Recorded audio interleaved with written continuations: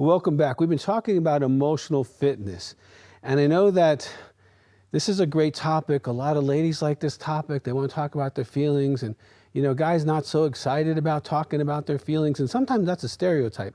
It's just that we haven't been skilled. Now in Healing Time, we talk about starting groups. So I'm going to introduce you to Richard, who has started and done emotional fitness groups more than once. Now, Richard, first of all, thank you for being here. Absolutely. And tell me your journey with emotional fitness. Like, I mean, were you just grew up in a family where you talked about feelings and you hugged and you were connected? But you're like a CPA, right? Yeah. Yeah. So, absolutely. Okay, what was your journey about emotional fitness? Yeah. So emotional fitness for me started by being completely emotionally constipated at such a young age. And it was, my family was one of those families that, if you cried, the statement was, I'll give you something to cry about. Oh yeah. I remember that one. So emotions were not something that we shared ever. Right. So you took this journey personally, and emotional fitness, that's a life-changing book. I mean, it really skills you up. But then you took it a step further and you invited some other people into this journey with you. Yes. Now, I'm thinking these are mostly guys, right? All guys. All guys. Okay, Yes. great. And we love keeping groups gender, yes. Okay, so tell me about that journey with these guys, because that's not something we sit around and talk about. Like, in restaurants, girls talk about their feelings, and they cackle, but we don't do that. Right. And so we don't get that skill to really share our feelings. So first of all, what made you kind of want to do that? And then What was that experience like? Well, when I started out, I began by doing some exercises, and I realized that my ability to express my emotions was just it was so low that yeah. And that really helped your marriage, right? Absolutely, Yeah, right. It helped all parts of life. And the first time I did emotional fitness, it felt like, wow, there's so much here. I was overwhelmed with the amount that it felt like I needed to accomplish. However, walking through the series, the book, it allowed me to see that it was possible. It just took practice. Yes.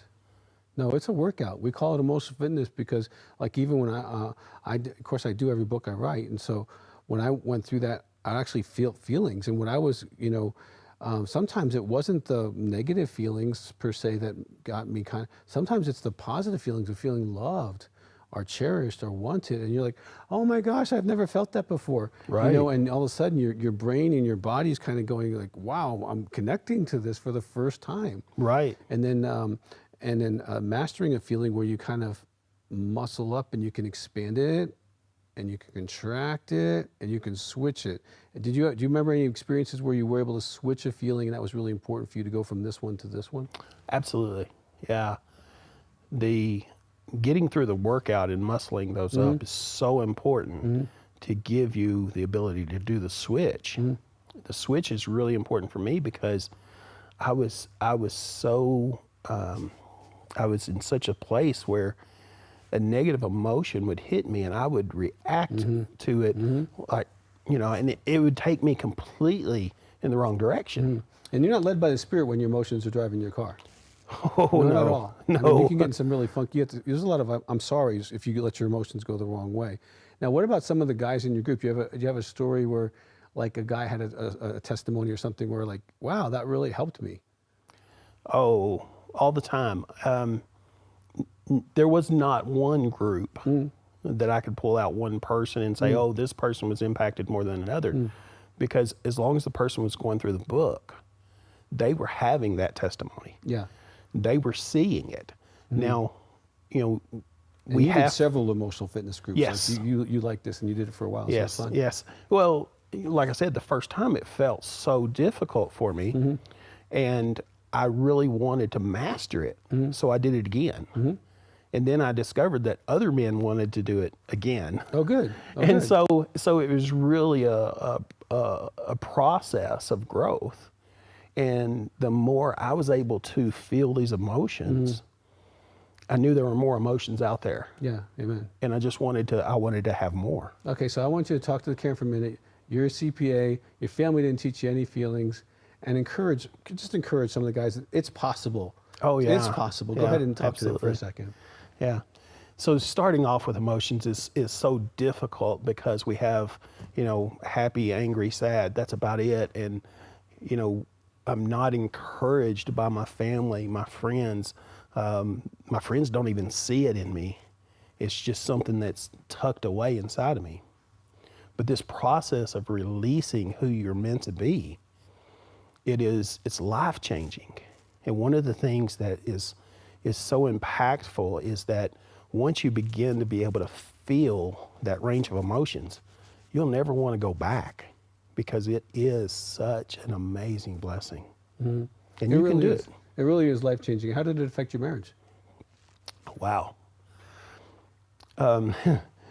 Judy likes the new Richard? She absolutely. Okay. She was in a place of disbelief, to be honest.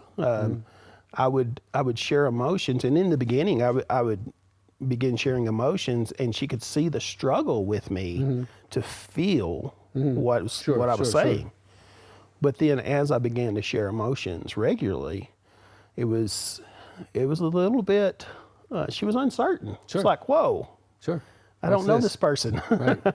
And so as we went on this journey together, it was actually learning a lot about each other. Oh, amen. And really feeling blessed by the process. Yeah. Now, if you're watching, you need to get emotional fitness for yourself for sure. Every Christian should know how to deal with their emotions and to be able to switch them so you can walk in the Spirit. And also, please consider doing an emotional fitness group. Women, this is a no-brainer, but it's so powerful. You think you know, but there's more to know. And for men, you can do this too. You can be emotionally fit, and you can start a healing time group so that you can teach your people, your tribe, your friends to be emotionally fit. So please go out and heal somebody and do this.